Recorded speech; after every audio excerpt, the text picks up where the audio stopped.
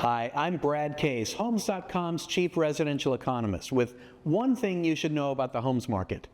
Today, it's the Consumer Price Index and home affordability.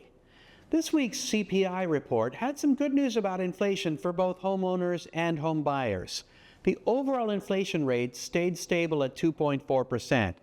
A stable inflation rate helps keep mortgage interest rates in check, and it helps growing household incomes keep up with everyday costs.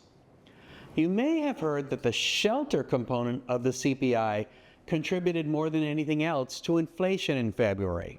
That's true, but if you're thinking about buying a home, you should know that the CPI is going to tell you essentially nothing useful about whether you can afford it. The shelter component doesn't even measure home prices or mortgage interest rates, the two most important numbers for a buyer.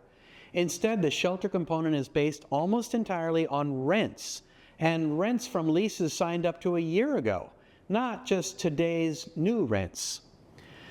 So for somebody thinking about buying a home, the most important pieces of information are today's house prices, today's mortgage interest rates, your income, and how much you're spending on other goods and services. And that's where the CPI has some good news that's actually useful.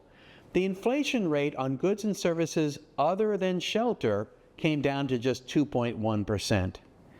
If you're thinking about buying a home, here's my advice. Don't pay attention to headlines about shelter inflation.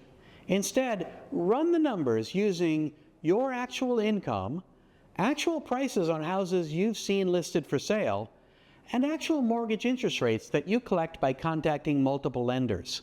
If you do that, you may find that the situation is improved more than those headlines make it seem. If you're thinking about selling your home, keep in mind that a stable inflation environment keeps more buyers in the game. And that's especially true if you've priced your home reasonably and if you're open to negotiation. I hope that's helpful. For Homes.com, I'm Brad Case.